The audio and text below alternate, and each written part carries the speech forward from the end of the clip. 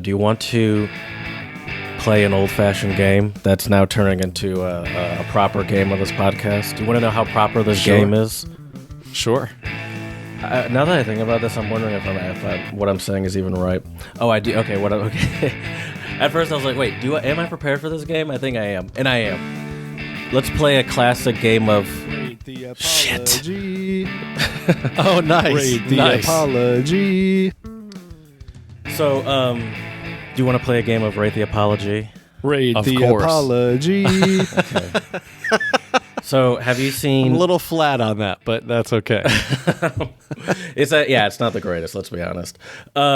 It is, but I like the weird tone to it.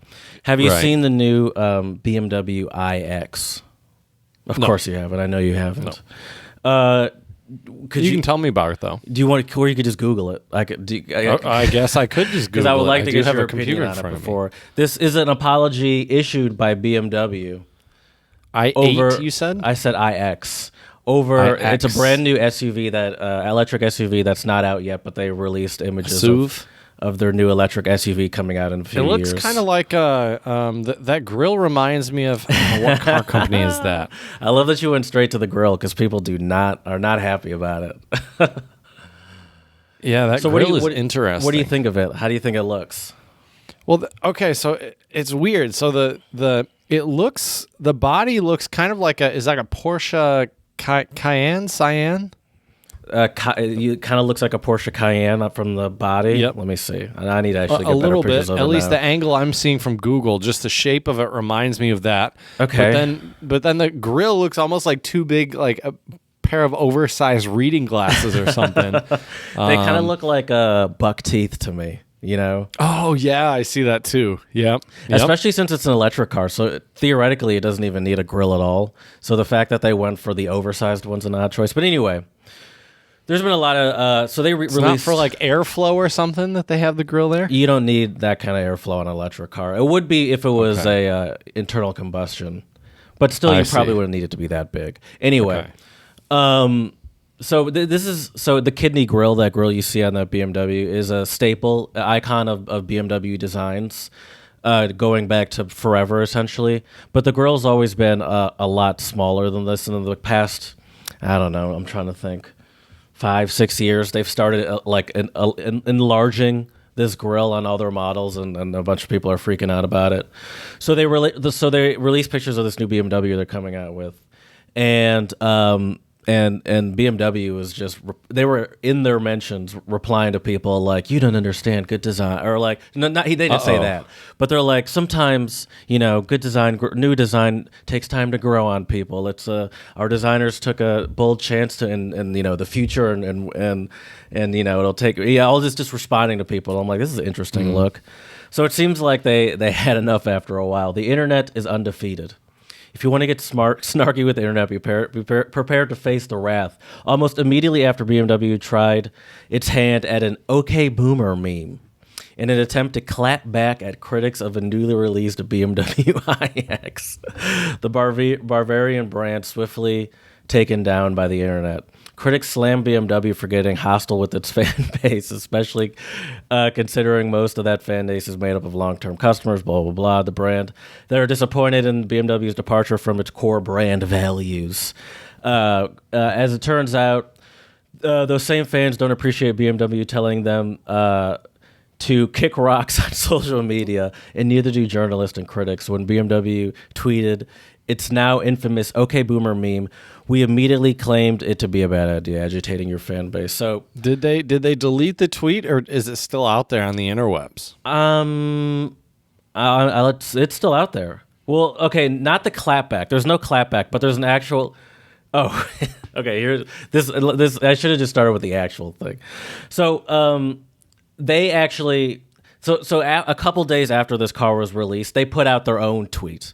This was not a direct response to someone. More, as they'd call it on the internet. What does it call it when you're ghost tweeting someone or shadow tweeting? What is it called? when you're like subtweeting, I believe is what it's Okay. called. Where you tweet about someone specifically, but you don't like name them, but it's pretty obvious who you're talking about. I believe that's Okay. called subtweeting. I don't know all the correct Twitter terminology. I definitely was not saying that, hoping you would Right. be able to save me Right. there. Anyway, so they tweeted, "Okay, boomer, and what's your reason not to change the first ever BMW iX?" And then they have a picture of the interior, which I think is actually super nice. I like the interior a lot, but it says, in quotes, "Go back to making BMWs." And then their response in their tweet that they tweeted was, "Okay, boomer, what's your reason? What's your reason not to change?" And then right under that, actually a couple days later, 3 days later, they responded. And here's the actual. Read the apology. "No matter what age you are, we hear you. We are sorry. It wasn't our intention to insult anyone with meme slang. The way into the new world of mobility is bumpy, but we hope you join us on the journey." Okay. Read All the right. apology. Well, I guess my first question is, who is the audience that they're apologizing to? Because to me, I feel like let's it's be Twitter, honest. I so- think it's got to be, it's got to be the boomers, right? I mean, who else got offended by that? They have meme? 2.1 million Right. followers on their Twitter. Okay. And I mean, well, of course they're apologizing to boomers, quote unquote, because they were essentially saying it's the old people that can't handle change, and I think that's sort of also a boomerish stereotype that they can't handle change. So I think that's their Right. clapback at like all the people Hey, change is that hard, are Jared. complaining about this are just a bunch of boomers, and they're like, okay, rolling their eyes at their opinions. Right. And Which they're- I would probably guess boomers are their biggest customers, right? I mean, yeah, this would car's imagine. probably going to be pretty pricey. Yeah. Well, I mean, yeah, I imagine that the majority of people buying $70,000 cars are probably, old enough to afford them. Yeah. So, but yeah. So, what do you think of their? Read the apology. No matter what your age, no matter what age you are, we hear you. We are sorry. It wasn't our intention to insult anyone with meme slang. The way into the new world of mobility is bumpy, but we hope you join us on the journey. Jared, if you're ever looking for employment elsewhere, especially after our conversation yesterday, you should be a professional apology reader. That was pretty good. The way you read it makes me want to rate it higher than I think I normally would. I would say, well, first off, I like the language they used where it. I think it makes it very obvious who they're talking to without actually explicitly saying, right? Sure, of course. When they say no matter what age you are, But because but that clearly, by the way, is a response to the OK Boomer tweet. So that's not a new tweet Right. that shows up at like above. It's like the top response on that OK Boomer tweet. So yeah, I don't think they're trying to hide. I think the claim that they're, my guess, the claim that they're making is that it was unnecessary and rude of us to point out old people and sort of insult not old people, boomers specifically, and I think that's clear. They're not Right. There was no reference to millennials or whatever, so I don't think they were concerned about. at the same time, though, I think this also begs the question, like, why? I understand that there needs to be a level of professionalism with any business and their social media accounts, but why do people care so much about what BMW posts on Twitter? You know what I mean? Like, Yeah. don't people have more important problems in their lives? They were responding to a lot of tweets, which is rare to see from a big company like that. Like you Right. rarely see, especially when they release a new product, you rarely see companies clapping back at people saying they don't like the new product. And it's like you don't really have to. It doesn't feel like something a company that size has to respond to, where it's like I feel like they're so big that there's going to be haters naturally, and maybe there were more haters than they were expecting or whatever, but it does seem very weird in general to clap back. But it's like, if you're going to take this stance of being like this bold company, I like stick with it, like how long Right. does it take, like who has to approve tweets from a big company like this, where it's like, so clearly someone approved, like this was approved. So if you're gonna take this stance, it kind of really just shows you, I feel like, how sort of transparent companies are, where it's like they don't really mean anything. It's just like, how are we gonna sell this thing? Which of course is, by the way, I'm not even blaming them for that. But it's like, as soon as they realize, oh, in our analytics, it looks like we insulted too many people. we need to reverse course on this. Like it is funny where it's like they take this stance of boldness, but once they hurt feelings, they're like, oh, sorry. Or it's like, but isn't like also you said, kind of Jared, the point of a bold new design, where it's like a bold new design is going to elicit strong opinions both ways. It's going to hurt some feelings of the quote unquote purists. Like that's the point of departing from the normal design that everyone has come to love about BMW or whatever. So it's so weird that then they're going to like not apologize for the design of the car, but for making these bold claims. It's like, I don't know. It is just weird. I feel how would you, by the way, the apology. if we on a scale of 1 to 10, no matter what? Before I get to that, I have a couple comments. Okay. First off, I agree with you that they were positioning themselves in a bold way, and you see a lot of backlash in all sorts of industries. I actually think there's a lot of similarities, Jared, between the car industry and the guitar industry. Interesting. Like when a guitar company puts out a new body shape, for example, for a guitar, a lot of times in the beginning there can be some backlash, right? Yeah. But then it either becomes discontinued because of the backlash, but then later people were like, wait a minute, that was actually kind of cool. And then there's this like crazy demand for it, right? I feel like I'm sure that's probably happened in the car industry as well. Well, it's similar in the car industry. It's common, especially for for any company really, when a new design comes out, it's almost always people prefer the previous year, or the previous model style. Like it especially with car enthusiasts, it's always like, oh, the brand new M3 came out. It's like, oh no, it's not as good as the last generation. And it's like, oh, but when the last generation were coming, like it just always it always just takes time for it to grow on people and for it to become normalized and for you to see a bunch of them to where you get used to it, Right. Yeah, and the other thing too that this apology makes me wonder is who did they hire to manage their social media accounts? And do they still have a job after that OK Boomer meme? I wonder if they got the axe. I would imagine not, because I can't imagine, especially because there's this nice picture that goes along with it. I can't imagine some entry level social media marketing person just took it upon themselves to I feel like this tweet went up the normal chain of command of all the tweets. I can't imagine that they could really blame it on one person, and if they could, I don't know, I just can't imagine that I feel like it's harder to get fired than people think. Yeah, maybe could be. Anyways, you asked me to rate the apology. Rate the apology. I don't know. I'd give it maybe it's above. Well, is it above average? I don't know. I don't know what the correct grading scale would be for an It's apology tough. as a tweet. This one's tough for me because I also I kind of feel like you didn't really have to apologize. Like it's not that big of a deal. Right. I don't know what the backlash it's just a meme was. and it's a joke. Let's see what someone. I guess I can look at the replies. Challenging customers and prospects is powerful, but this isn't how you do it. It's too blunt, too shallow. I'm a BMW owner who likes the iX and works in marketing. Blah blah blah blah blah. He has to give his whole credentials for being able to say something like this. Right. Because I don't want to drive a slit-eyed Allegro with squirrel teeth. Okay, that was aggressive. That's funny.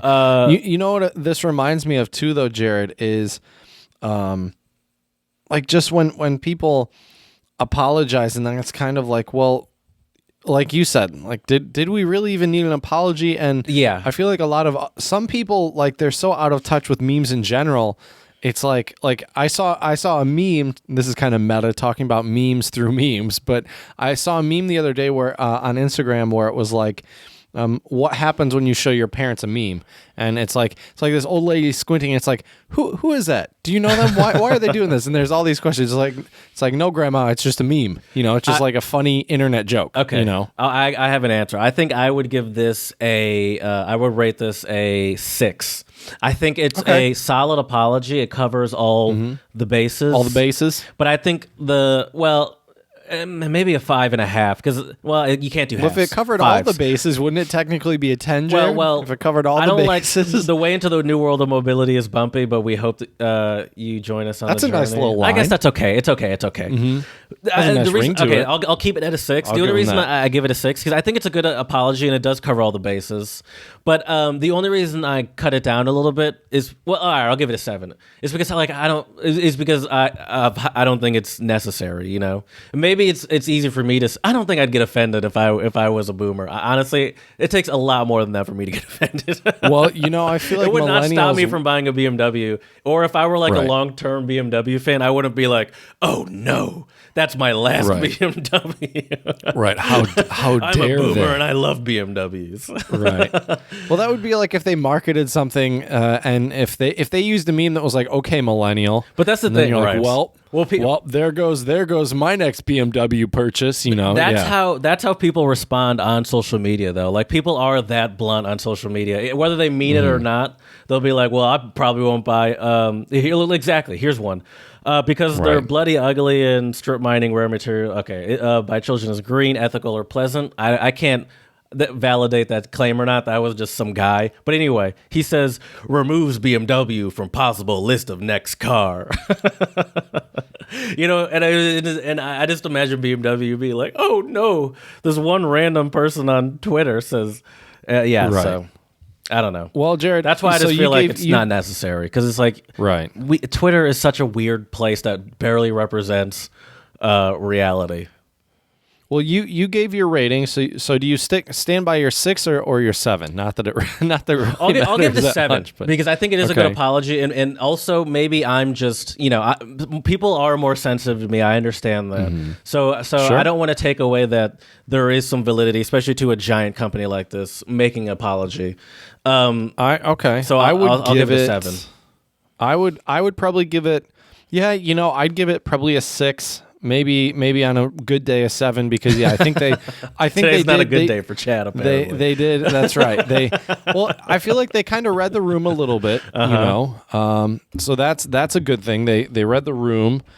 And there So is I something like that. as a company like that, like that. There is something to alienating a group of people. It's like, was that really necessary? Did Right. we really have to? And it could be a huge customer base for them as well. right. So we're trying too hard to be cool. It feels like a little Right. bit. Right. Well, and this is already going to disqualify me from being cool in the future by saying this, Jared, but the key to being cool is not caring that you're being cool.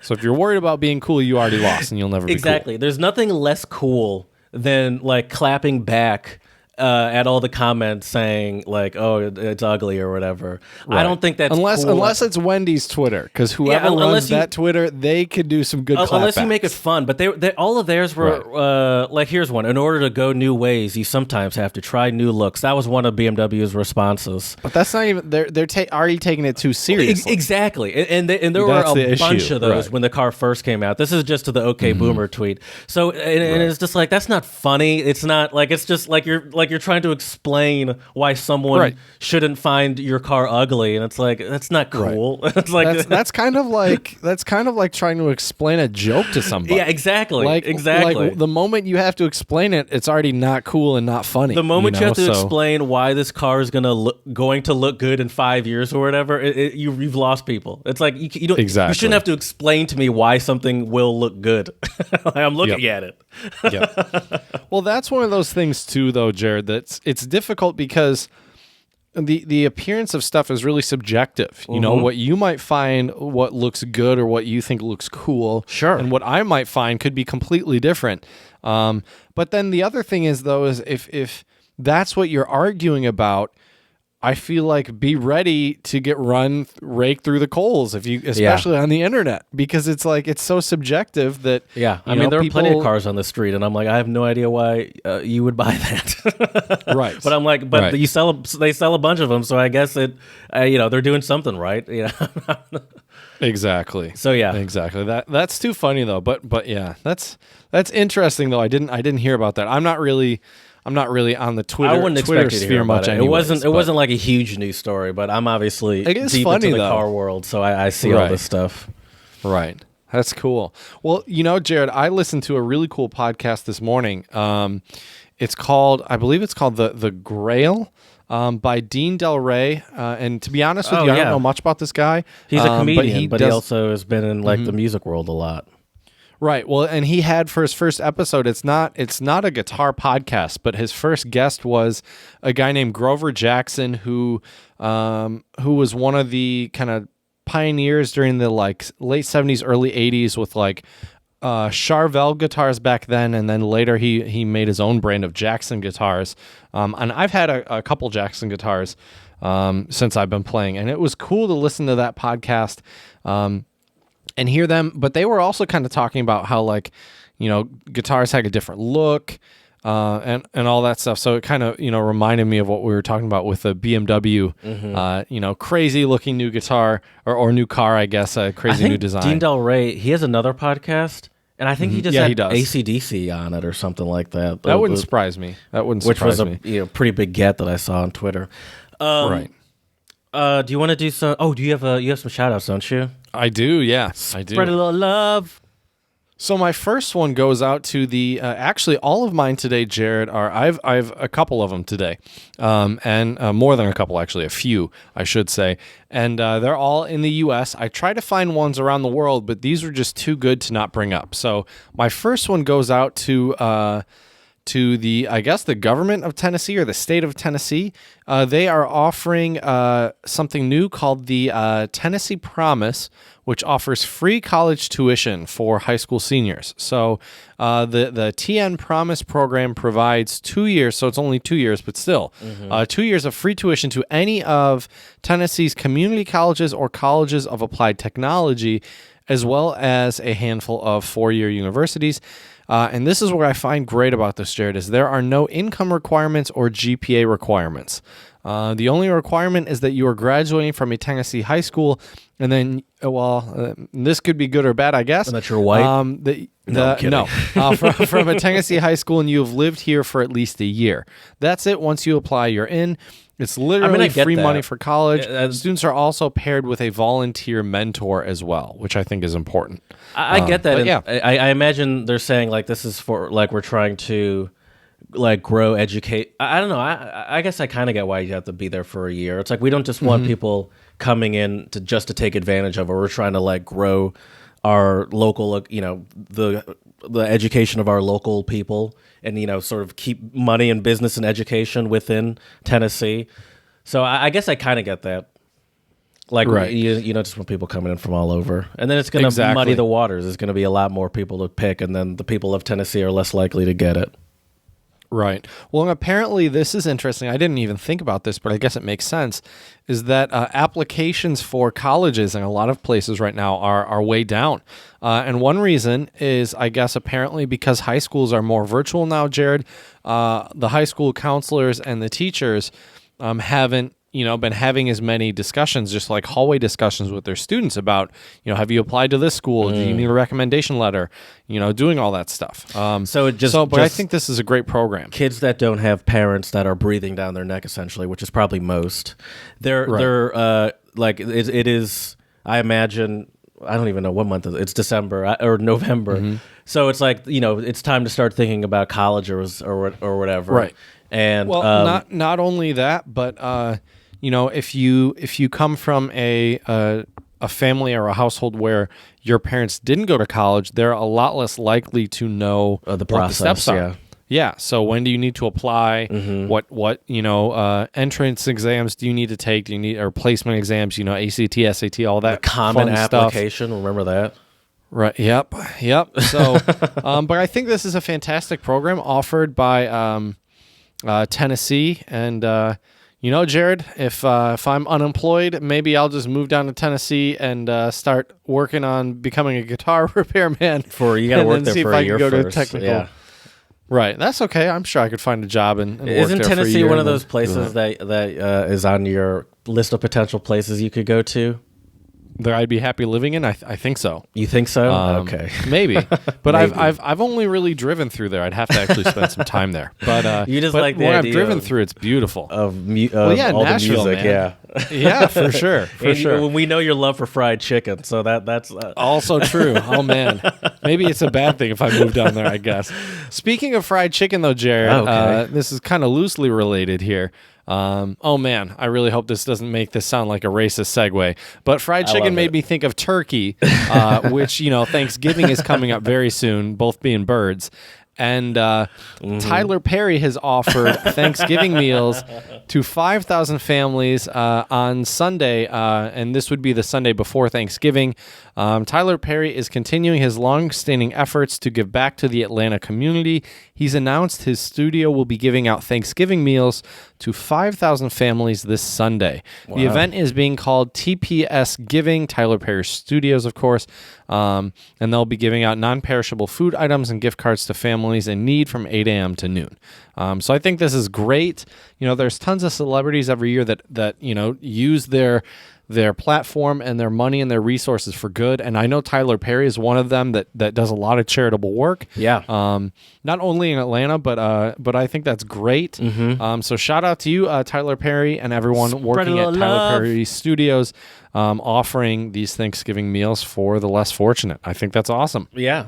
Yeah. People clown Tyler Perry, but I like as a person, I hear nothing but good things, And I'm like, yeah, but well, you might make sadly, fun of it his movies, seems but like the good people are always the ones that get clowned, Jared. Yeah. Not all of them. And it's but- like clearly but a lot people of them. like his movies because he's like a billionaire. Right. So he's Right. doing something right. Or terribly Exactly. wrong, I guess. Who knows? Yeah, one way or the other. That's true. All right, Jared, this last shout-out I got for you, this is kind of a funny one. This is so crazy. This is a Florida man story, Jared, that I think love has a good ending, a little different than your typical Florida man. And for our international listeners out there, Florida man is basically a headline that you will see all the time in the U.S., where just basically it highlights the crazy things that dudes out in Florida are doing, and just the crazy shenanigans in Florida. But here's the headline for you, Jared, and for all of our listeners out there. Florida man saves his dog from the jaws of an alligator. Wildlife cam films the dramatic rescue. Fort Myers, Classic. Florida. Newly released footage shows a Florida man rescuing his dog from the grasp of an alligator, an unexpected moment captured on film by a project designed to monitor local wildlife. The dramatic video shows the man jumping into waist-deep pond water after the alligator dragged his dog underwater. The man submerges his whole arm to bring the small dog to the surface, with the small alligator still latched on. The dog yelps as the man struggles to free it from the gator's grasp, loudly, I like how they mention this here, loudly grunting from the strain. After about 12 seconds, the man succeeds in freeing his pet, and it scampers ashore.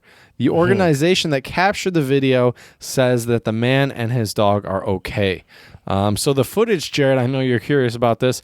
The footage was shot as a part of a project between Florida Wildlife Federation and the F-Stop Foundation called Sharing the Landscape. The project involves residents who live in areas that border wild habitat in Lee County, volunteering to have cameras placed in their backyards to document wildlife that live and share the same landscape. So Richard Wilbanks of Estero was one of the residents selected to have a camera in his backyard. So he's the one that had the camera back there. I think I'm watching the video right now. Yep. Have you seen the video? Isn't it crazy? I have, yeah. So it's you wild, weren't going to isn't it? mention the fact that the guy had a cigar in his mouth the whole time? I mean, well, it is Florida man, Jared. I figured that went without saying, I don't know how you didn't find that a necessary part of this. And the fact that it's not even that there's no way the cigar is even still lit, because he goes underwater for a second to when he's saving the dog. So he just has a wet cigar in his mouth. He's like, oh, I'm going to smoke this later. Just dry it out. I mean, he's in Smoke it Florida. It'll later. only take 20 minutes to dry off. He's going to tackle the alligator in a few more minutes when he sees the alligator running off with the cigar. He's like, oh, not that. Not now, the cigar. Yeah. Right. This is crazy. Right. Yeah. It's a pretty small So- alligator, to be fair. Still, one way or another, it's still. No, for sure. Like if left unattended, it still probably would have taken that dog. It's a small dog too. Right. This guy's. Did you mention he's 74 years old? I did not know. Okay, yeah, he's 74 years old. Yeah, so shout out Tackling That alligators. is just a crazy Florida man story, and one of the good Florida man stories. So Imagine shout out to you, sir. Imagine the Spread a little love. Imagine the alligators this guy sees in his backyard. Like besides for that small one, I've been seeing some crazy alligators on social media recently. I don't know what it is. I don't know if this is big alligator season. I saw one. Did you see the one that like kind of climbed up like the dock and was huge? I saw one that was like walking through like a swampy, marshy area, but it looked full dinosaur. You oftentimes see them on like golf courses too. Yep. And they're terrifying. Where my grandmother used to live in Florida, there was a little. They had like a little pond. Oddly enough, by the swimming pool where all these it was basically like a retirement community more or less. So you had all these old ladies and old dudes swimming around this pool, and then 50 feet to the left of it was a pond where there were two little alligators. I remember, I would ride my bike around there, and I would occasionally see those gators, floating, floating. Oh yeah, with their eyes sticking out. Yep. I've seen alligators in Florida before. Are they fast runners? Like on your bike, you wouldn't be concerned. Well, I was only probably 5 or 6 or 7. I was on a tiny little bike. Oh, okay. So you were not a skilled biker. Not at that point. No, I wasn't on a fancy mountain bike like one of yours or one of your fancy road bikes, Jared. Yeah. But they can be pretty quick. But I mean, what you learn to do is they can run really fast in a straight line. Right. You're supposed to zigzag. So you just got to zigzag or kind of run just not in a straight path, and then it's more difficult for them. Yeah. Because they do got those tiny little legs, it's kind of funny to watch them run. Actually, gators. But I think gators are disgusting.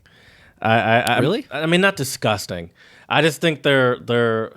I don't like their dinosaur-y nature. They're disgusting. That's what I meant to say. Well, I think there's just something about like humans and reptiles. We're such different creatures that I think biologically by design, we're supposed to be a little afraid of them and creeped out and disgusted. I think what's creepy about a lot of like those murderous lizards is that like in my head, like there's literally nothing going on in their head. It seems like, so it's just like eat or not, like, and then that's it.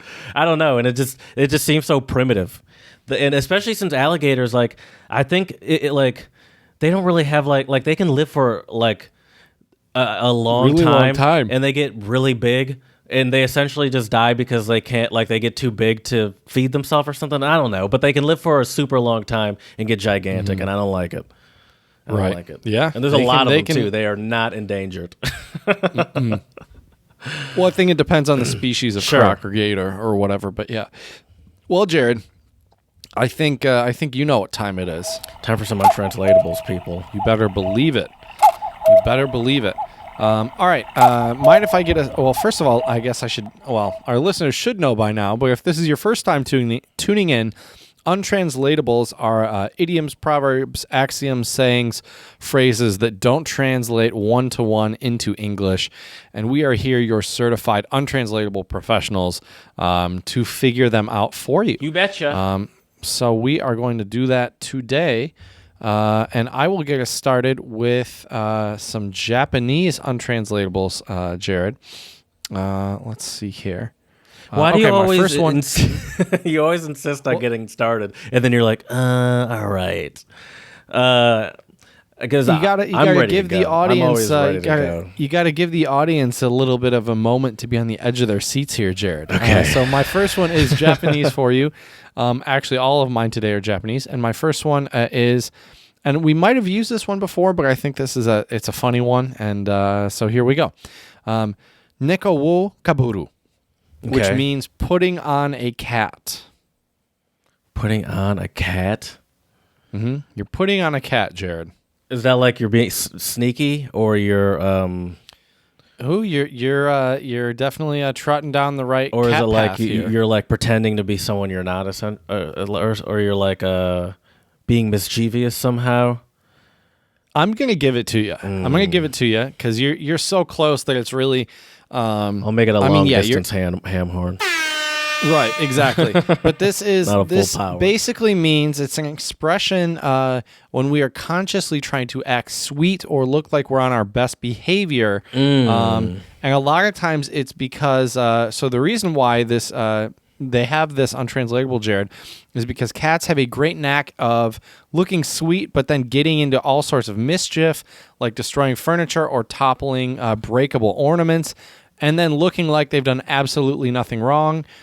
So, for example, if you put on too much of an act when you start your new job or when meeting your boyfriend's parents for the first time, someone might comment accusingly saying, "Zubi neko wo kutabaru ne," which means you're putting on quite the cat. I'm sure I butchered saying that, but yeah, I can't imagine that "n" just sort of stuck at the end like that. Right.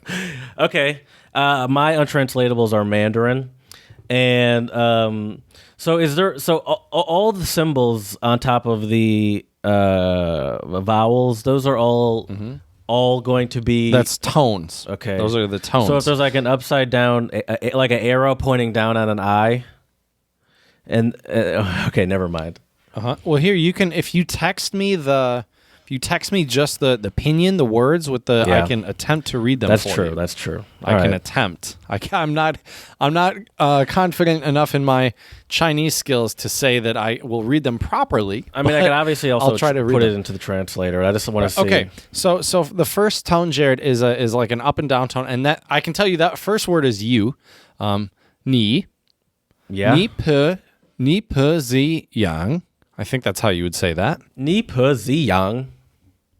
Zi yang. Zi The yang. yang has the. There you go. Ni pe zi yang. Close enough, I think. But so what? I mean, what for is you, it? What are yeah. you actually saying? Right. Right. Do you want to see how close we got it, just out of curiosity? Yeah. Now I'm kind of curious. After we're let's hear it. patting ourselves on the back for getting this right, and I mean, you have kind of an idea, but I have no idea. Right. Let's see.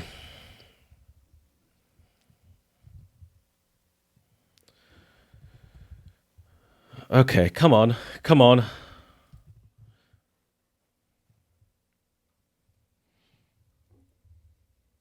Any luck? I'm not hearing anything. Yeah, I hit play.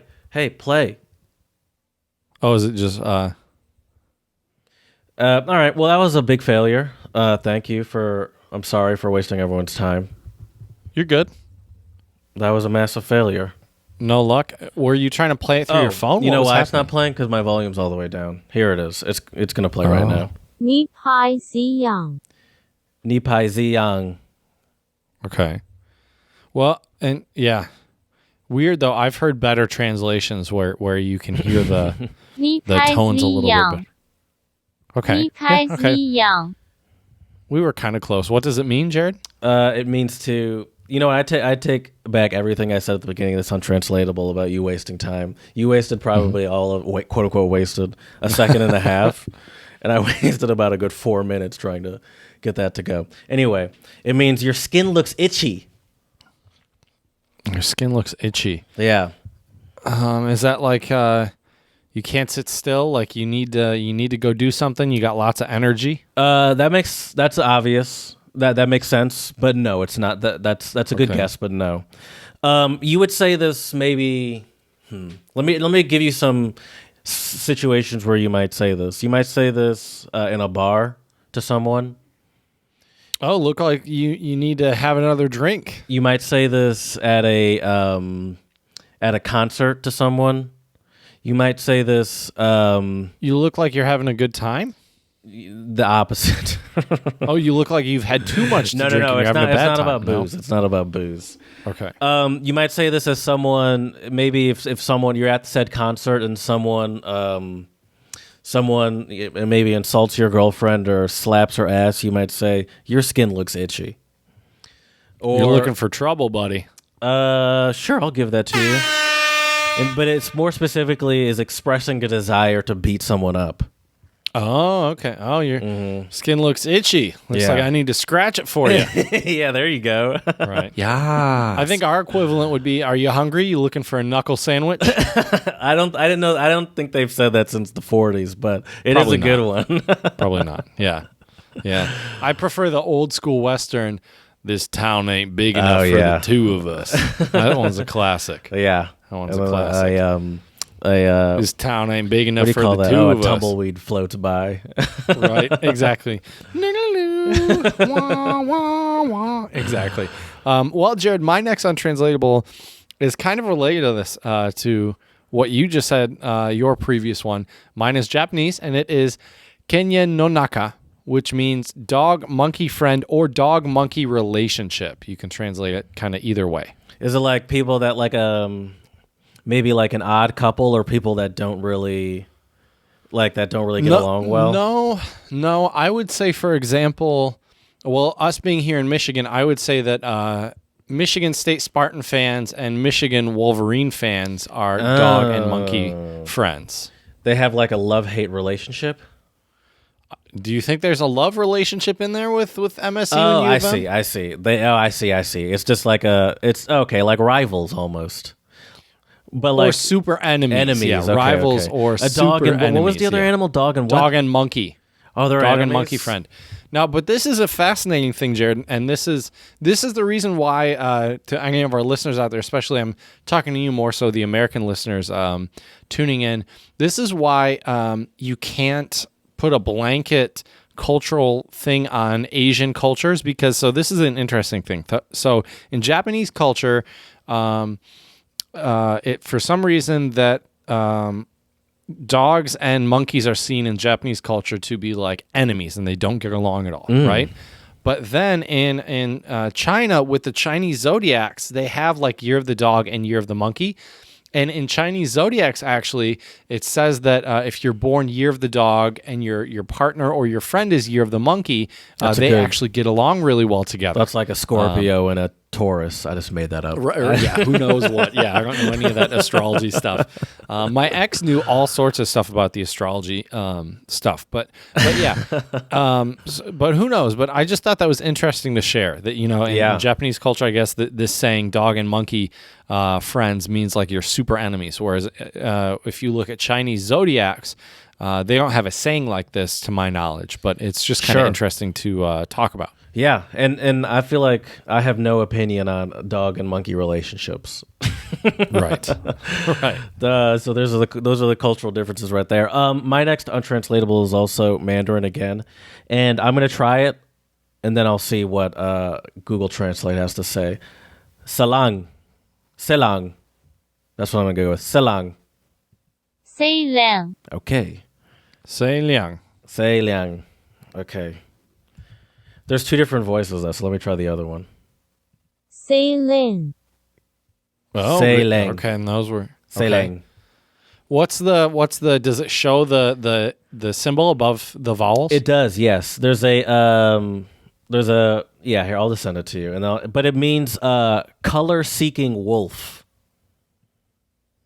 More animal relations there too. Color-seeking wolf? Yeah. Color seeking wolf. So long. Okay. Can you give me an example? Yeah. So there was a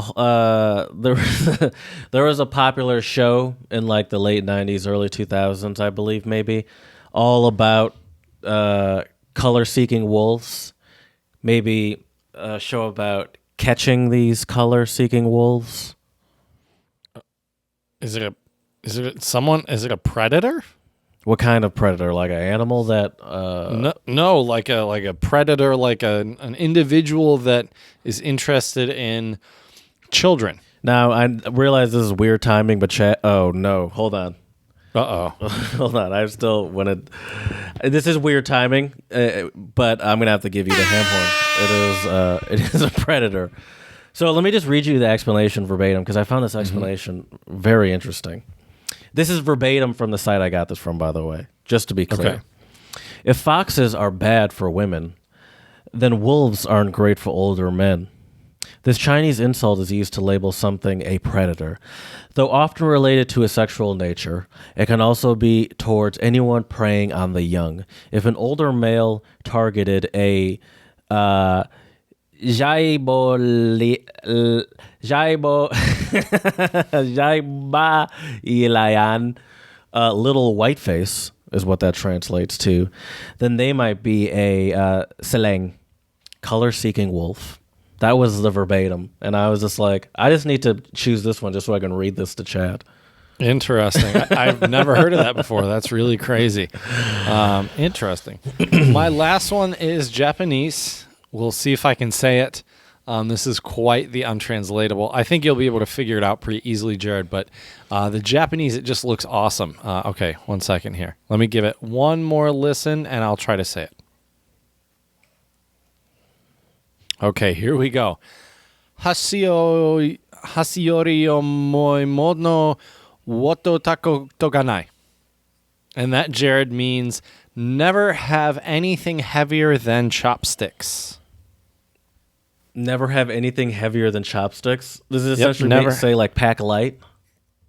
No. This Never would be like have anything heavier than chopsticks. never had to lift anything heavier than a pair of chopsticks. That makes a little more sense. That Yeah. just means that they had like a silver spoon. They were rich. Yep. They had everything handed to them, and they never Yep. had to work for anything in their life. Exactly. Yeah. I like thought that was a good one. That's a Yeah, that is definitely that's a a good classic one. I mean, now see the problem with that is I can't use that. one. Right. Because first of all, you can't say that. Like, if maybe if there is some Japanese person that that never had to lift a chopstick, as the untranslatable says, you could. There's no way us American people could say that to a Japanese person without that sounding extremely racist. Right. That's true. That is true. But it is. But obviously, it probably wouldn't be a weird thing to say if you're a bunch of Japanese people. Right. Or I guess Yeah. any culture that uses chopsticks, there's a bunch of them. But anyway, Exactly. Let me give you one bonus one before we get Okay. into our topic today, Jared. Also Japanese, and this one is imo wo aruyo, which means like washing potatoes. Now, What does do you think that- this means? does that rhyme on purpose? Like what? I wonder if that rhymes on purpose, or if they even recognize that is a no rhyme idea. or care. Or it could not be a rhyme, and I said it wrong. Like That's another very there are plausible a option. Few options. Right. Like washing potatoes. Like washing potatoes. So think about it. If you like work in a restaurant or you're making a big dish, Is you're it, like, washing monotonous? potatoes. No. So think about like when you're washing the potatoes, and think about this more in a Japanese context, right? So you have you're washing your potatoes. Do you think there's lots of space to wash all your potatoes, Jared? I would guess no. Okay. So it's like someone that just takes up space. It's like or it's no. like washing potatoes. By the way, it's snowing pretty legitimately outside right now. It is. Let me see here. Well, so think about it. So I'll tell you, the phrase comes from the old-fashioned practice of washing a huge amount of potatoes in a barrel, where all the potatoes are soaking in the water. And you kind of you look at the barrel, Jared, and what kind of imagery might come Is to it like mind? overwhelming? Not overwhelming. Why did you think this was supposed to be easy? I thought this one would be easy. Okay. I think once I tell it to you, it'll make a lot of sense. Okay. So this one, Jared, it simply means to be caught in a large crowd that you can barely squeeze through, which reminded okay. me of like giant college sporting events in the U.S. Where you're packed into a stadium like a sardine. Which Yeah. leads us to our topic today, I think, which is school spirit. And I think sporting events in college and high school and school sports in general play a huge, significant role in school spirit That's in the U.S. fair to say. I mean, I would say school spirit is 90. I'd say 80. I don't know why I'm putting a percentage on it. It's vastly primarily fueled by sports. The majority, I would say, is due to sports, First for off, sure. let me say this: F Catholic Central, F Brother Rice, and F the American School of The Hague. Those were big rivals when I was in high school. Now, Clearly now at you different even- points in time. Now, you did have some school spirit in at the international school you went to in Dusseldorf, right? No. It was not. No. It was nothing like In the U.S. like American school spirit, because we had like a mascot not a mascot. We had like a sort of an animal like on our little crest thing that was a griffin or something, I think. But we never had like we never were saying like "Go Griffins." You know, we didn't do that. There was no. You didn't have cheers. We never referenced our mascot as like we're the blah blah blahs. You know, we We're never the Griffins. And the only reason we had, I say the American School of the Hague as a rival. Once again, it's sport based, but it had nothing to do. Like it was really just. Like. I feel like the only people that were as obsessed with the rivalry were the people playing soccer. Like, we didn't go back to school with our varsity jackets like, we beat the Hague, you know? Right. We only had a Everyone's rivalry with them cheering because in whenever the we played hallways. them, it got, like, super aggressive, you know? So it wasn't even like, yeah, we didn't have, like, a celebration for us winning over our chief, and they're not like our chief rivals. That just happened to be, a team that was a tough team. So it was nothing like American school spirit. Right. But I think that is one of the big keys is the sports, and the U.S. is one of the few countries where a lot of the sports, if not almost all sports, are associated and can be played at, and some places it's even like middle schools. Yeah. It starts in middle school. That's where it high started for me. school. Mm-hmm. Yep. It started in sixth grade. I remember that we had also because my school was part of it was not obviously, but it was a middle school and high school, and so I think that they sort of dragged down some of the school spirit of the high school football team to us middle schoolers, and I remember even having a pep rally in sixth grade, Yep. and I think that's also a very uniquely American thing. that is pep rallies. Can you explain to the people what a pep rally is? Me too, for that matter. I can try. From my understanding, a pep rally is basically an assembly or a very large, in the before times, as my boss says it, in the before times, before COVID and before, when people were still going to school and this face is a to high face school and we thing. You still don't in do school that in sports. college, really, do you? Right. Well, I think we might have had a couple at Albion, actually, dude, if I remember correctly, before like a big football like game or a big in that basketball gym? game.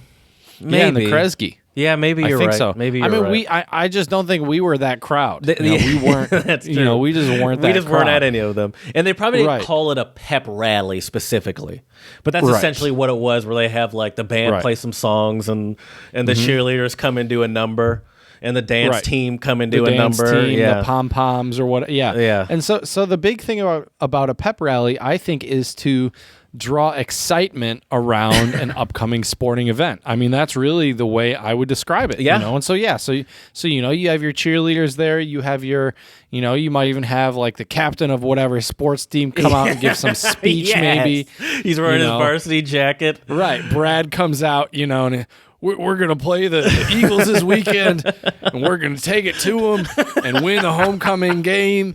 And we're going to go to state, so we're going to win the title and bring pride to our high school and our little town that all we have going for is football. And that's the only time of the year where everyone really gives a shit about anything is every Friday night when we have our football games under the lights and our cheerleaders, and we got Becky and we got Jessica, and they're there cheering the team on. People think Chad is joking. That's about 90%, 100%. That's about. I was say that's about 90%, 100% what it is. That's almost exactly what it is. Besides for the only thing we care about, Right? Especially down south, football is a religion down south. I feel like. Yeah, I mean, even high school football games, like in Texas or something, are like a big town gathering. Well, I mean, even stadiums. I initially was going to put up as my background today a picture of like a high school, like one of those crazy high school football stadiums. And I just didn't find any that I really liked. And, obviously I love my Spartans. So Sure. there you go. But So let's go through some other aspects of. First of all, let's just define. You should I have probably a define, definition. yeah, I have a exactly. definition right here for what school spirit is. okay. First of all, I think this is a uniquely American thing. Something about the way our school system is set up has turned. Well, actually, I think I know why, but we'll get into that later. School spirit is the sense of identity and community shared by members of an educational institution. Yep. That. Yeah. I think there should be something added in there about school sports, because I personally think school sports is a huge aspect of school spirit. the U.S., we are one of the few countries that like legit like celebrates and has like the varsity jackets. I remember when I got my varsity letter my freshman year. I guess let's explain that for our listeners out there that don't go to school in the U.S. A varsity letter is basically, in each sport there's a different requirement, but you have to play a number of games at the varsity level, which is the highest competitive level of high school sports.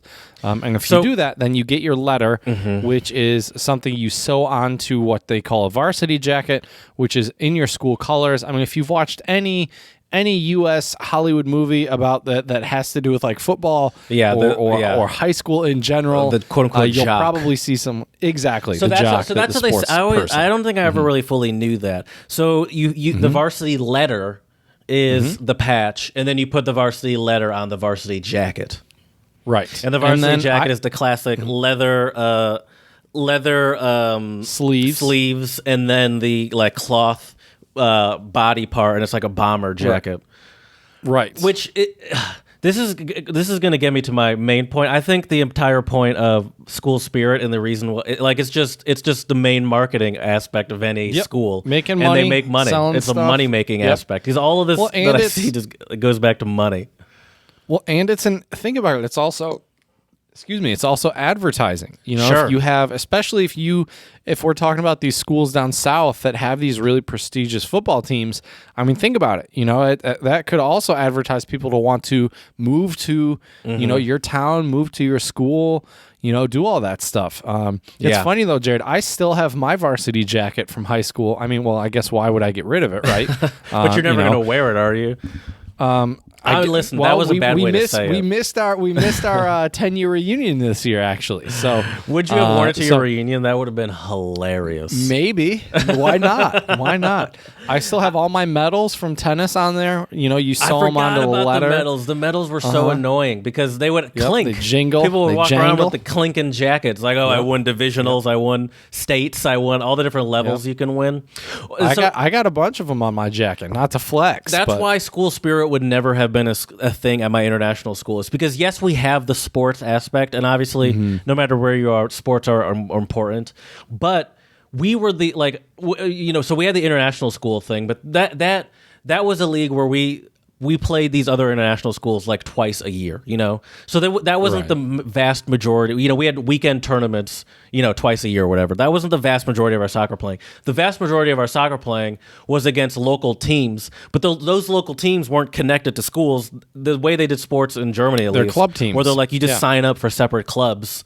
And that's how you do it. So there was no school spirit going on. Like it would be weird for us to flex school spirit because it's like, that has nothing to do with why we're here. Like that was just no part of. So it just wouldn't exist. The funny thing is though, Jared, is in Europe they do have kind of more village or town pride, whereas I think we lump all that into one general category, which would be school spirit. Because I think a lot of school spirit does come down to pride of also I'm thinking more so little town, but it could even be a city. You grew up on the east side of the city and you went to this specific high school on the east side, and so when you're in that city, if you rep those colors, Jared, rep the set as the cool kids are saying nowadays. I actually did not know that.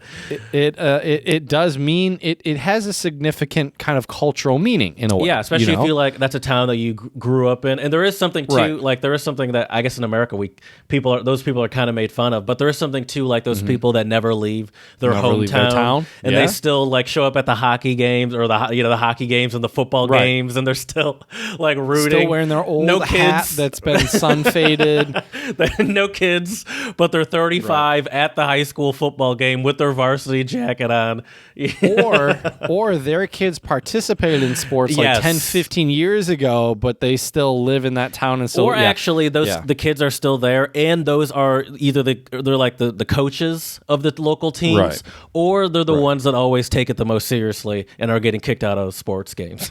For fights and starting brawls. Yeah, exactly. Well, Yelling I can tell at you though, 14-year-old referees. School spirit is even such a big thing where, if I wore some of the old Dexter stuff I have to Chelsea, which is the neighboring town, you might get some looks. People aren't going to be rude, but it's kind of like Really, it's even kinda on a like high school level? That's surprising on a sometimes, high school yeah, level. sometimes. I can obviously see that with like because when I go outside, I have a U of M shirt. I actually listen. This is terrible. I lost the Michigan State shirt. I think spent so much money on that. I think Jared. I somehow lost it in $80. the move. But it wasn't. But before I used to have that shirt, and then I also had a U of M shirt that Don bought me. He's a hardcore Michigan fan, and Yes, he is. in Michigan, it doesn't really matter in Philadelphia as much. But in Michigan, I had to like think twice. I'm like, do I feel like wearing one of these shirts because there's a pretty good chance that at some point someone's going to be like, go green or like go blue. Like it happens probably half the time that I wear these shirts. Oh, for sure. So it's like, do I feel like having to interact with someone? And then also, especially with the go green one, because I'm not or even really either of them, because I'm not a hardcore fan of either of these teams. I just like the shirts. Right. Like I'm not. My brain isn't set up to just have the quick response. So like with the go green, like I don't have go white programmed into me to just say back to someone. So I usually mess it up and I look like an idiot because I'm like, yeah, green. And they're like, that's not what you say. And I'm like, yeah, you're right. I forgot. So yeah, I had to think twice about. Goes back to the tradition of school spirit, though, Jared. You got to say the right chant. And I always, no matter what shirt I'm wearing, in my head, I'm like, all right, now I'm just a fan of this team. So if anyone approaches me, I'm a fan of this team now. I'm not even gonna. It's easier for me to just go along with being a fan of that team than to be like, my friend got me this shirt. I just like the shirt. I don't really care. Right. Well, it's kind of like when people wear like band T-shirts of bands they don't listen to, where I'm like, I don't care one way or another if you wear a band T-shirt and you don't listen to the band. I don't really care one way or another. I probably wouldn't do that, but if you think the design's cool or whatever and you want to wear it, I mean, you do you. But it's always funny, like when people wear those shirts and then if someone does call them out and is like, oh, like name a song by this band, and then if you can't, like some people will call you like a poser or whatever, I think it's a little funny, but I think it's kind of the same thing with school spirit. It's like if you wear, like you said, if you wear a certain team, their colors or whatever, people will think or automatically assume you're a fan of that school. Either you grew up there or you like the sports team or whatever. But right, let's go through some other aspects of school spirit. I have a whole list of them here. Parades. Parades is another big one. We talked about pep rallies. Really? Parades is a huge one. You've had parades? Oh, so yeah, dude. What for? Like if a team wins like homecoming states parades. Oh, yes. That kind of thing. Yeah, Of parades course. are a big one. Well, yeah, okay. I've never experienced a parade. So maybe it's because when I went to my school, it was an all-boys school. So like a bunch of boys aren't going to do like a homecoming dance parade. I don't know. Where do the parades happen? Like throughout the school campus or something? Or are you hitting the streets? The whole town. Whole town. So there's like a caravan of people that like paint Dexter High on their school or on their car or whatever, and you honk their best horns believe there's some floats with people that graduated 40, 50 years ago. Who knows what? Yeah, and I imagine a lot of them has trucks with big flags off the back of them. Yep. Yeah. Yep. Some really cool old school vintage cars as well. Yeah, people will bring out their Mustangs. Yep, those come out. So you mentioned I've seen a couple Model Ts. Oh yeah, I mean this is all very Michigan specific stuff, but yeah, I don't think unless you hang out with Jay Leno, I don't think people are commonly excited to bring out their Model Ts in other states. That's true. So you mentioned, so I mean that was a big one. Homecoming. Homecoming is a whole thing. That's a whole ordeal. So homecoming apparently involves parades. Not where I'm from, but it also it culminates around a football game, and usually there's one school that gets to like. It's like the first sort of big game of the year, but just because it's so weird that how they. I would actually argue it's probably one of the last big. Well, at least for high school. Interesting. Colleges may be different, but high school. I think Albion traditionally, was Jared, early in the homecoming. I don't remember actually, but I know for my high school, our high school homecoming games, unless I'm not why would the homecoming dance be at the end of the year? Because wouldn't that be? Well, it's not at the end of the year. It's at the end of the football season. Oh, right. It's at the end of the football season. So homecoming game is the last home football game. I now remember Traditionally, going that's what it should be. a homecoming dance in like November, December, or something like that. Yep. Because I remember it being cold outside. Yep, exactly. That's true. Okay, but it is like it is weird because usually it's a manufactured game where one school is clearly just finding a team that they are clearly going to beat. Doesn't that happen a lot? Sometimes. Where it's, Sometimes where it's that'll just happen. like it's like U of M's playing Appalachia South State. Don't say that. They lost Well, to that's them. yeah. I actually was at They that lost game a to couple them. years ago, and it was just like, oh, okay. I wasn't expecting that to happen. Right. I thought this was supposed to be the one that they obviously won. And I don't even think that was a homecoming No, it game. wasn't. That was the they first do that game at the of the beginning season. of the season. So I'm wrong. Yeah, that was the first game it's of the not season. usually. Maybe I'm wrong on that one. But Some homecoming games are. Some of them are those like kind of cakewalk games where you just expect the. But it depends on the schedule, because I know MSU. I went to a homecoming game, and they played either Indiana or Nebraska or maybe Wisconsin. Either way, whatever team they played was a pretty solid team, and MSU ended up losing that game. The homecoming game. Homecoming would start with probably a pep rally, actually. Everyone that day would probably be wearing some sort of school attire. School colors. Yeah. Yep. Yeah. We at our school in St. Mary's. Were your colors black and red? Well, we're talking about my school in Michigan. Yeah. Well, black was one of our colors, but they called it a red and white day, I believe, because we had uniforms. Okay. So that was when we could wear either like a. But I wonder why they called it. Now I'm trying to remember. We definitely had black shirts in there, but it was essentially a day where you could wear like khakis, because that was part of our uniform. It was super corny, and tennis shoes. But and then you could also wear like. Some sort of school shirt, that wasn't the tie and whatever and button down, but you still had to tuck it in. So they essentially were making us. Now that I think back on this, they were essentially making us look like bigger dorks than we already were. We had to wear t-shirts tucked into our khakis, and we were allowed to wear whatever shoes we wanted. So tennis shoes, style right there, Jared. khakis. And a tucked-in T-shirt is that's quite a look. So yeah, it's a vibe for sure. There was the pep rally during the day, and then after there would probably be the football game that night, and then everyone would probably go to that, in the two towns or whatever. And then so for you, would the dance be the next night or that night too? Probably the next night, right?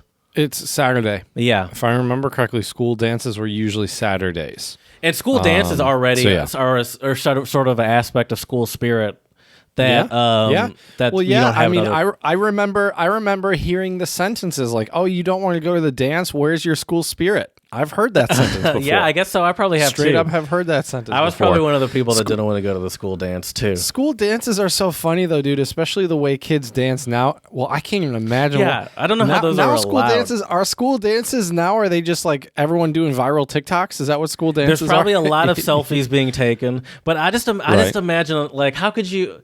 I just well, so to put it into perspective for our listeners out there, when we were in high school. We graduated, I think, we graduated the same year, right? 2010, 2010. And the type of music that was kind of hot back then, the good music was a lot of, I love still early 2000s hip hop and rap is just fantastic. And that's what was played at the school dances. So you better believe that a lot of the students, and granted, I went to a school in a farm town with the majority of the students, like 90% of the students are but white. they listen to hip hop too. Right. And so there was lots of bumping and grinding. And it was so funny because either the year after we graduated or even it might have been my senior year, I didn't go to the dances my senior year. I was too busy with like tennis and I was playing in a band and just had more important stuff to worry about if I remember correctly. Too cool. But I remember hearing that following Monday that they stopped the dance like 5 to 10 minutes into the dance because all the chaperones were freshman parents.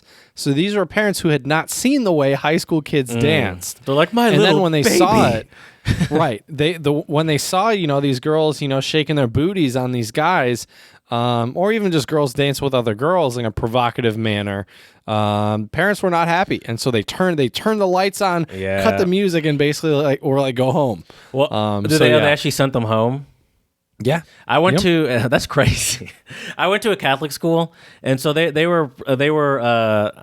weren't too strict, probably because it was an all boys school, and Gotta let the boys loose a little there's bit some here and sexism obviously involved in this as well, but they didn't let you do like the grind where it's like the butt to the D move, back. Gotta back leave some to- room for Jesus, Jared. They weren't. So that's the thing is they didn't really make us leave room for Jesus. I was actually surprised. I remember being surprised how much they let go. The trick was, and here, this is for Ooh. is when Here we you did go. like the front grind move. It's like the straddle of Face the to one face. leg kind of Yeah. move. And I was like, this isn't that bad. I was expecting some sort of real Jesus-y stuff going on here, Right. But it wasn't. Gotta And I have did your not. arms straight ahead in front of you. I did not go to the homecoming dance either, because I found that stuff super corny. Like I was just Right. like, first of all, I don't care about the football team. I don't know. I was just like, I had no interest, and even the people that went there didn't take it seriously, because I remember them talking about how they voted for the homecoming king as a joke. Like they didn't even. Right. Most of the people that voted for him apparently didn't even like him, and I was like, well, that's not nice. That's just mean. And I was like, Right. and so I had no interest. High school kids are very mean, Jared. Yeah, for sure. That's All right, for so sure. that's essentially homecoming weekend right there. Right. Let's talk about another aspect of this is the cheerleading aspect. I want to talk about cheerleading because that's sort of big at the pep rallies and the homecoming and the sports and all that stuff. Cheerleading is Right. ridiculously dangerous. Yeah. It's actually The most dangerous sport, I think, for Yep. like grade school kids. Yep. Well, it's because of the stunts they do. Yeah, 'cause you so throw 'em you in the have, air. you have these human pyramids or throwing people in the air and catching them. Yeah, and I mean, it gets even crazier into college. Yeah. With those competitions and stuff. Not that it doesn't get crazy in high school too, but yeah, cheerleading is a huge one. Then you have the dance team.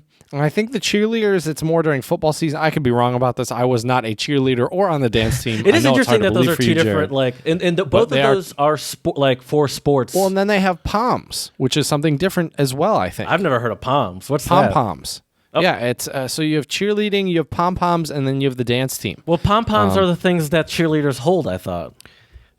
Yes, but I think poms. There's a whole- I don't know. there's a whole I don't know, but I movie had a from girl 20 in high school try to explain it to me, and what she, if I remember correctly, and this was also over 10 years ago, so things could have changed as well. But the way she explained it was, so you have cheerleaders who are at the football games, they're doing like cartwheels and flips and all this stuff, and they're doing these chants and cheers.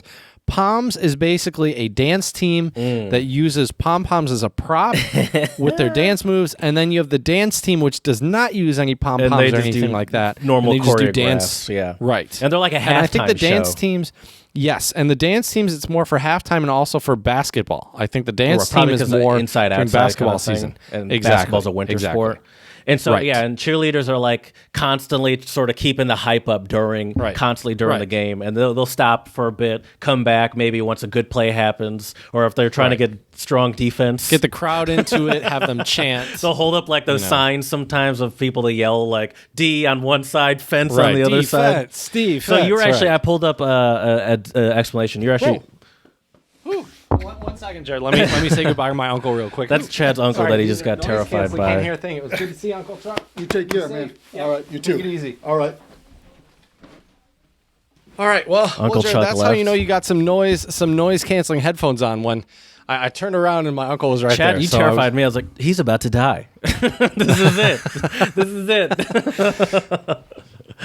But yeah. Okay. Anyways, so yeah, that's the difference between like cheerleading and pom and dance. I didn't even know pom was a thing. Once again, Yep. see, mine was a little different too, as I mentioned, because I went to an all boys school, so we didn't have a cheer team. Especially since it was a Catholic school, they probably thought that was like gay or something. right. That would be a little weird to have a whole dude cheerleading Why team. cheer is so? It makes sense to me. It actually, you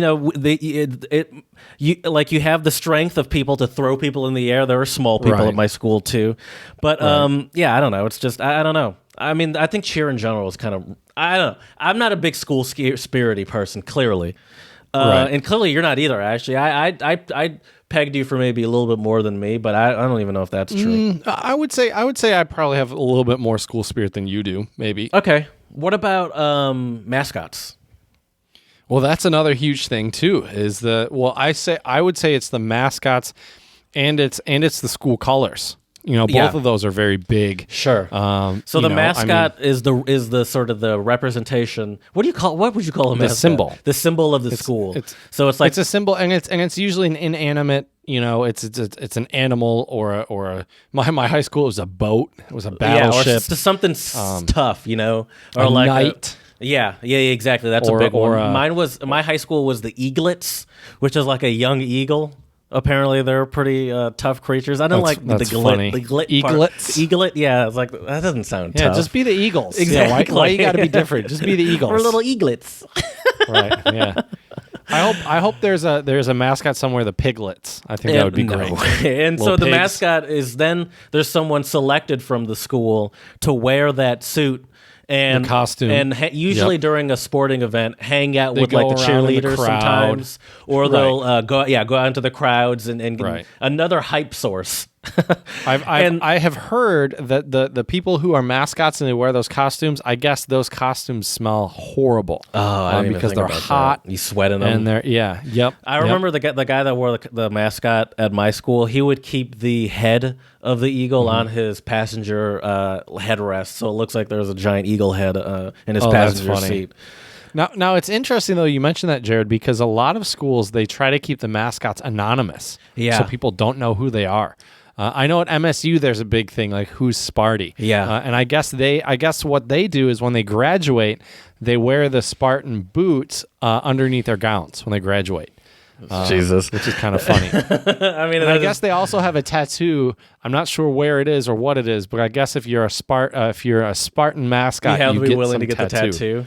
I mean, I don't know if you have to. But that's some like deep school tradition. Spirit right there. Right. I'm sure you don't have to, but I'm sure probably which also most of them leads do to have school marching bands, Jared. That's another big aspect too, right? And that's the funny thing is a lot of this is centered all around football and basketball, more or less, right? Yes. You have the marching band for football that do these elaborate halftime shows. I know at MSU they also have the pit. In the student section as well. Yeah. I've been to some Southern football games, and especially at these schools that aren't huge football powerhouses, sometimes the marching band they're bigger celebrities than the football players. There's a football game that happens every year in New Orleans. It's called the Bayou Classic, and it's between Southern University and Grambling University, two Louisiana colleges. And literally, the football teams they're mediocre. They're okay. People show up for the halftime show, and it's at the Mercedes Superdome, which is the professional stadium in New Orleans. And the halftime show it's a show. You have to be essentially an athlete to be in the marching band, especially a lot of these top ones, because they're playing an instrument while they're like dancing around a field and marching around a field. And it's a lot of training too. It's not as easy as it looks. They make it look very easy. Yeah, and so the marching band historically is known as to be a pretty tight knit crew, and stereotypically they're also known to be kind of weirdos. Yeah. Yeah, but it doesn't matter because they are a tight knit crew within themselves, and you can always, especially and on a lot of college campuses. I remember at U of M's campus, probably the same at Michigan State's campus. Like if you're walking around, you can sort of ominously just hear marching band practice, and you have kind of no idea where it's coming from, but it's just in the air. Well, it's funny. My office was across the street from where the marching band would practice at MSU. And so whenever I would walk home, I would hear them rehearsing, and they would rehearse for hours, hours on end. Yeah. Another one, another part of school spirit, I think is, and this is once again, it all goes around the sporting and stuff, is the rivalries. School spirit is fueled by a hatred of a school you know nothing about that means nothing to you except for you play them twice a year in football or whatever. and a lot of these schools or towns are basically the same as your little town. Like that's that's a funny thing. Like no one's heard of. Right. Well, I remember I befriended a guy at Albion. You know him. You know Brett. He was on the baseball team. Yeah. Anyways, I met Brett. The reason why I met him is he had a Chelsea hat on, Chelsea baseball cap on. It had it was blue with the gold C. And I said, hey man, did you grow up in Chelsea? And he's like, yeah. He's like, why did you? And I'm like, no, I went to Dexter High School and we were rivals. He was like, oh, you went to Dexter, huh? And that was, but we were kind of joking around about it. And then we both came to the conclusion, like, they're actually both pretty much kind of the same towns, really, if you think about it. Like, Sure. well, we yeah. as I said, we had these rivalries against like Brother Rice and Catholic The other Central, Catholic other all schools, boys yeah. Catholic schools. That's Right. it's like, what's the difference? Yeah, but school spirit thrives off of this hatred. Or, for example, our hatred of Ohio probably is originating from sports. I imagine that has a lot to do with it. It's a couple different things, Jared. I can tell you. I mean, Ohio it's sports. State, you bring that up. Like, I don't even care about Ohio State, but someone says, like, oh, I went to Ohio State, or I'm a Ohio State fan, and I'll give them, like, a side eye and be like, I'm from Michigan. Yep. I don't know about it. And then in my head, I'm like, who cares? Right. Yeah, well, Ohio, though, Jared, I guess does also it has some historical significance with Toledo. I guess there was the Battle of Toledo in the 1800s, and what ended up happening is Michigan got the Upper Peninsula and Ohio got Toledo. I'm going to be real with you. I think we definitely got the better deal, better end of the deal for sure. We definitely got the W on that one. But yeah, it is interesting though that we do have rivals with someone or with a group of people also within such close proximity. And that's what you see, I think, a lot, especially even rivals with like international sports teams. It's always the neighboring countries, you know? Yeah. Yeah, like the South American countries. It's like Argentina, Brazil in soccer. I will say this: I do sort of enjoy something about school spirit that I enjoy. I do sort of enjoy the conversation starter of using your college or your high school as like a reference point and being like, oh, that's sort of fake. We don't like you. When a lot of that time, when most people say that, they're not actually going to be like, oh, well, we can't be friends with these people. Honey, stop talking to them. They went to Ohio State. You'd be surprised though, dude. Really? I think there are. Yeah, I hate to say it, That doesn't but even I make think any sense to me. I agree, Jared. But I know a buddy of mine that I went to elementary school with. His stepdad was such a diehard Michigan fan that if they lost a football game, it was so sad. He would sulk in his room all afternoon or all night if they lost. And he was such an extreme fan. And now I think he did go to U of M for college. Okay. But the other thing is I guess I mean, I remember hearing him say some comments about people that like studied at MSU or OSU as if they're not both good, reputable universities, which I find completely incredulous like they got and ridiculous. A half-assed education. Right, exactly. Well, it's like that old saying, if you go to MSU, you get an education in partying, right? A lot of people say that. But U of M is also known for being like the snooty school, like, oh, we have like we're the smartest in Michigan, essentially. Right. And it's like just because someone went to another school doesn't mean they don't know anything. All I gotta say to that, Jared, is bet. That's all I gotta say. There we go. Bet. We'll have a smart off. Here's another one. Spirit Week. I guess that kind of goes along with actually. Oh yeah. Probably pep rallies, because usually Spirit Week leads up to a pep rally at the end of the week. Right. Well, not only Spirit Week, but I feel like in the U.S., I don't know about other countries, but in the U.S., a lot of times we do have these different themed weeks where we have Spirit Week or we have, whatever week. Spirit Week is sort of like, as far as racist holidays, second to Halloween. Because I feel like every time there's some Spirit Week, now this obviously pandemic time is different, but I feel like it goes without a doubt that some school in the middle of nowhere is going to have like Gangster Day or Thug Day or like basketball play, like something where people end up just like, like with fake chains on, throwing up deuces, like with fake gun, like it's just like, it always, like, I feel like that's whenever a Spirit Week happens, there's got to be some racist day or like, I don't know. Or like there used to be, I remember my school, and this actually, we had Spirit Week in Germany as well at my international school. There was also like, which I guess is fine. I wonder actually. I don't. Maybe I'm not woke enough to know the answer to this.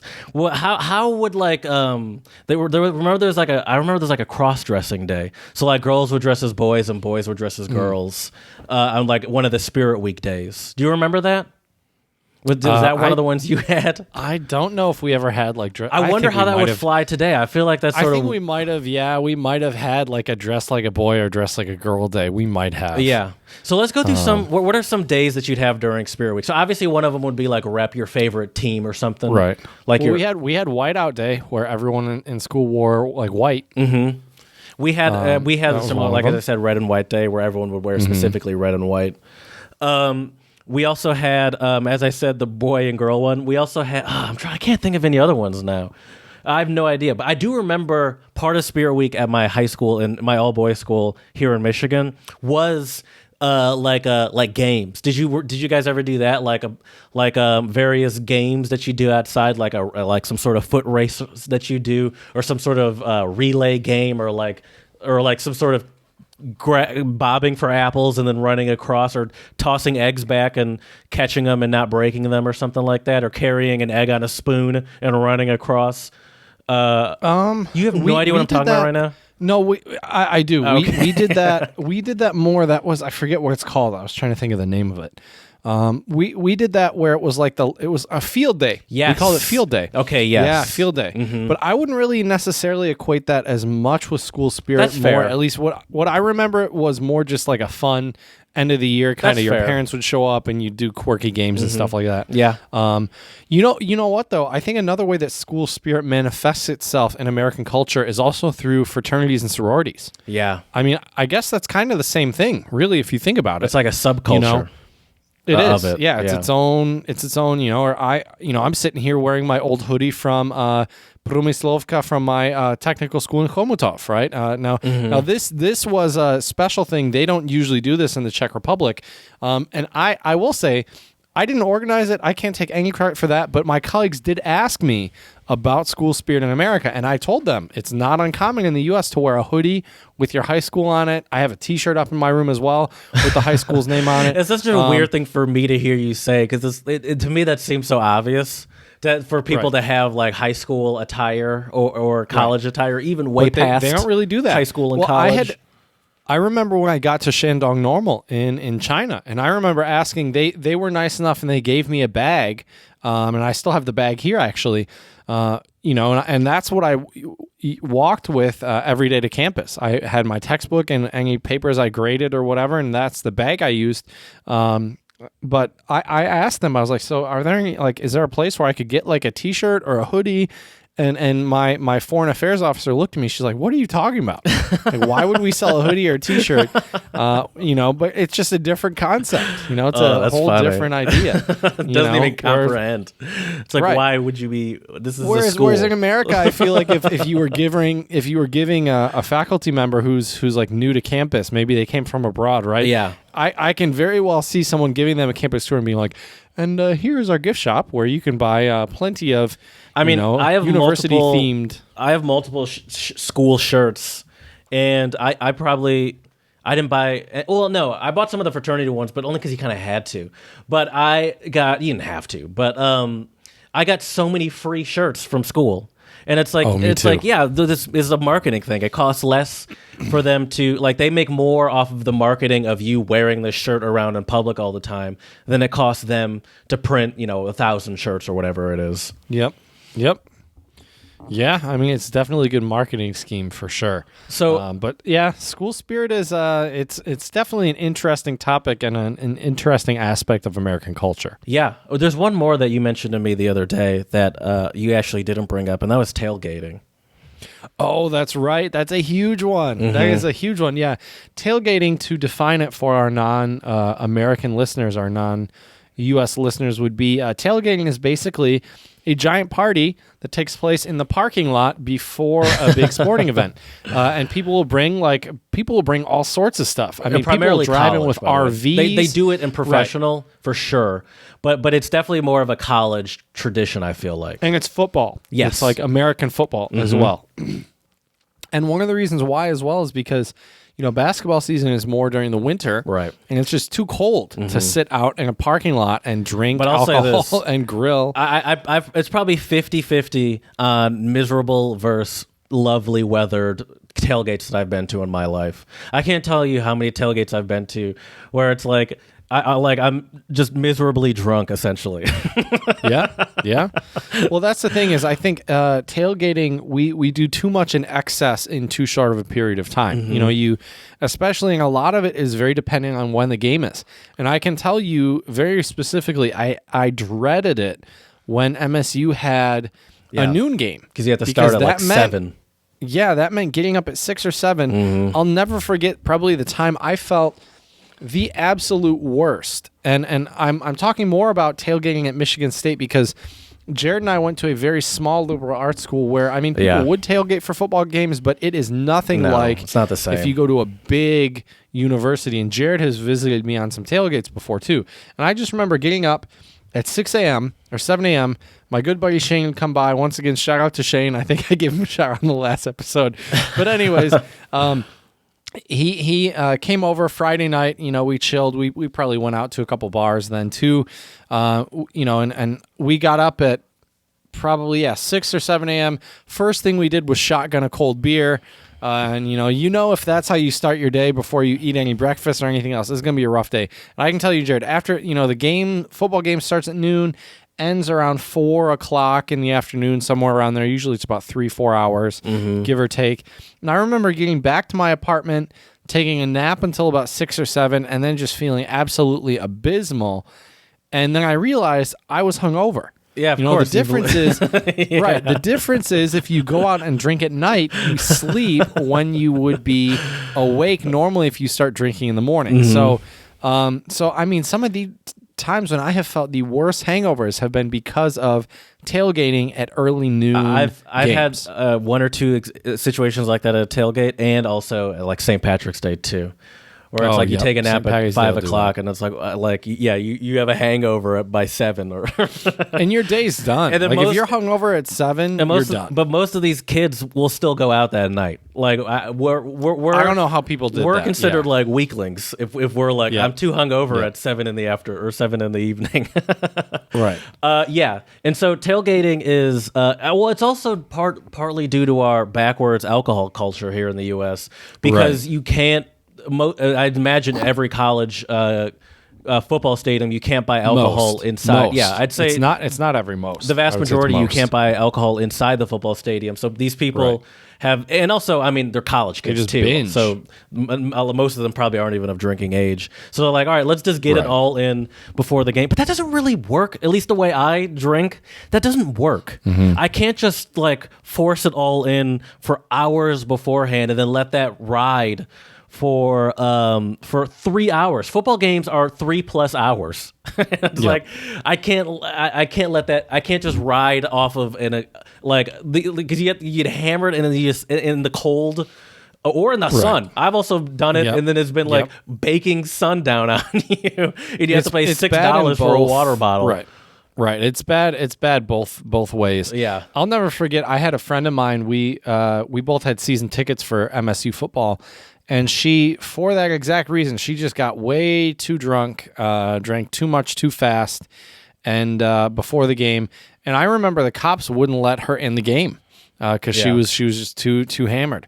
And you couldn't even be mad. You're like, you're right. She shouldn't be coming into this game. Right. Thanks for telling her because I didn't want to do it. Right. Well, I've seen people at football games fall asleep. I've seen people yak. People throwing up. There's sitting in a corner or something with just a bunch of people surrounded around them. Yeah, you've seen ambulance or EMT workers. I imagine taking people out and they're just dangling like a corpse, and it's unreal. You don't really see that. I don't think that's in school other spirit countries. right there. I could be wrong. But you see people get hammered, but not at sporting events like that. I'd imagine. Right. I don't know. Actually, I don't know. Like a football morning. game in England or something. I imagine it can get pretty rowdy. Right. Yeah, that's true. But that's That not is school true. spirit. No one's doing that for a school. That's just getting rowdy. Yeah. Right. That's more. Oh, yeah, and that's there's just getting rowdy to get rowdy. also what's hilarious to that usually is fueled by these drunken football game attendees is, have you ever seen a fight break out at a sporting game? Sporting event?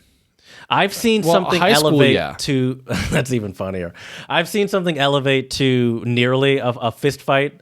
And it is sort of I don't know what the term is, but it is weird seeing like someone with like the two rival football teams like stancing up to fight. It's like a Renaissance picture or something. It just looks childish. I mean, you're Exactly. really like I almost saw a dude actually at the MSU homecoming game. But everyone's all revved up too at these football games and all like testosteroned up, you know? It's so dumb too, man. Like you're about to get in a fist fight with somebody over a team that you don't even play on. Yeah. That it's ridiculous, you know. Some people just take it too far, but I think that's a big aspect is the pride. You know, the pride is a big aspect of school spirit. So why do you think this is such a uniquely American thing? How does this not happen in other countries? School sports, man. Other countries, it's club sports. I really think that is the main driving force between school spirit. But the idea of doing sports organized through school makes so much sense to me, I feel like. Yeah. I guess the difference is that I think other cultures, they just view academics and sports much more separate than we do in the States, I think. Right. So to us, sports, that's like you can't really have a school without sports. Like that is what makes a school. Right. The sports. Right. And obviously the education, but the sports is a big part of it. Exactly. And I mean, there's no going back now, at least for us in the US, because we've turned it into a money-making like industry. How do you feel about speaking of school spirit, college athletes not getting paid and them couching it in they're giving them an education? Well, that's hard. That's hard to say. Because on the one hand, and now also we're assuming that all the athletes are scholarship, and not all of them are. Sure. So that's one thing to consider. I think, to be honest with you, I do think it's a little unfair they don't allow them to, if they're using their image for marketing purposes or whatever, why not? You know, if they were, for example, if you take maybe a famous musician studying at a conservatory, they're allowed to sell their CDs, from my understanding, they're allowed to, they would, like, for example, if you were like a really, really good classical guitarist, and you were famous, and then you decided to study under, so-and-so at a, prestigious, like the London Royal Conservatory of Music in London, for example, right? And then they sell albums, maybe they get endorsement deals through like guitar companies. That's allowed. So why can't these athletes, I guess to some degree, I do understand where people are coming from when they say, well, these people are getting free room and board, they're getting, their college paid for. I get that argument for it, but it's like, let's be honest, we live in a capitalist country here in the U.S., and if people want to, in any other job or field of study, people are allowed to make money using their skills. So why can't these athletes? Yeah. It bothers me because, it's like also the schools are making money off of these athletes through like jerseys or like even licensing of like a school to be in a video game or something like TV this. rights, all sorts of exactly. stuff. So it's like all sorts of stuff. Like I feel like they should be like you're using their likeness. That's like you don't own their face or their name. And so like that's why like a lot of places grow more fans. You have like Zion playing for Duke, right? And that grows, viewers. It grows the brand of your university. There's a lot of good things that come out of it. I would also say that. What was I going to say? Oh, also another thing that bothers me about it is that in most states in the United States, whatever the top college sport is, whether it be football or basketball, that coach is the highest earning government employee in the state by a large margin, usually by like of millions in a lot of cases. And so I think the fact that these coaches are making millions and millions and none of that goes to the students seems a little ridiculous to me. Right. Yeah. Yeah, well, that's also, I think, a pretty complicated issue because there's so many factors that go into it, right? I mean, you have sporting brand companies, you got like Nike, Adidas, Under Armour, all these companies that are, I don't know how those contracts work. Then you have broadcasting rights, TV rights, all that stuff. I also wonder too sometimes, what about the alumni that donate? Like I know Draymond Green has donated, pretty significant chunk of change for like a new weight room for MSU and all sorts of stuff. Did you hear Odell Beckham Jr. got in trouble with LSU, his alma mater, for I believe that's his alma mater. Don't quote me on that. He got in trouble with whoever is. I don't want to mess that up. I'm not a football person. He got in trouble with whatever his school. It is, LSU. He got in trouble with LSU's alma mater because they won some championship a couple years ago or something like that, and he was on the field after they won, handing out cash to people. Oh, nice! And he got in trouble for that. But you know what also makes me mad is a lot of these, especially like the top elite Zion Williamson-esque college players. They do get paid. It's just under the table, and they don't. And they sort of cover it in other things, right? And so it's like the fact that these people are getting paid already, and the school knows about it. They just sort of don't bring it up, and it's sort of secret, makes it even more annoying. Where it's like, how about you just do it officially? Right. Well, right. And here's the other thing: is that these young athletes, they need to learn these skills. Like I feel like there's a lot of young athletes that go into the pros. And then they get all this money, and they have no understanding of how to manage their money. Mm-hmm. They have no understanding of how to manage their likeness or their brand or whatever. Mm-hmm. And so turn this, like, universities should be turning this into a learning opportunity for these athletes. Right? You can teach. Make a curriculum suited for someone that. Even if they're not going to be a professional football player or athlete, but they might still work in the sports industry. Or exactly. Or it's a good way to teach money management to everyone. And right. you could translate that to other fields, whether you business. Exactly. Yeah, there's a lot of aspects where but that marketing also and stuff like that. Right. But I hate to say it, but sadly, I think a lot of educational institutions or universities and colleges in the U.S., they are not. They don't care. I don't think learning is the main goal. They're a business at the end of the day, right? Right. Which makes me even more mad because they pretend that we're giving you an education, but it's like I don't think the school really even believes that. They just know that is a good talking point for them to use. Well, I've seen some memes now where it's like a lot of these universities are reporting, huge losses because of COVID and everything else, and they have to cut sports programs. I saw a meme. It's like it was like, wow, it's almost like your university is actually a sporting program that does some teaching on the side as a side hustle. Yeah, So it is interesting, to tout yourselves as this institution of higher learning and all these great things, and yet when the sport side of things suffers, they don't even have a business structure that can survive without. I mean, well, obviously, I guess they don't expect a pandemic, but it's just like, we're our first thing is making money, and then I guess we'll spend some of that money on educating people. Whereas when you look at how education, higher ed is set up in Europe and Asia, it's a very different, very, very. So you know what? Entity. In a college sense, when we're talking school spirit and why you shouldn't connect school and sport, it makes sense to me in college. Yeah, because as we're saying, schools in the U.S. a large number of them are the only way they can function at the level that they do is not based off of their how many people are enrolled, but is based off of how much they're making off of their sports programs. Exactly. So, it's been an interesting talk about school spirit today, Jared. That is for sure. Mm-hmm. Should we get into our song of the pod today? Sure, dude. Sure. You went with a wordless one this time. Yeah. This is a group from Indonesia. They are called Murphy Radio, and because we were talking so much about sports, I thought it would be interesting to find something with sports in the title. And the name of the song is called Sports Between Trenches. How would you describe this music, Jared? It's like vibe music. That's what I would call it. It's a vibe, Like it's a little trippy. you know. But that's what I would call it, vibe music. It's like good.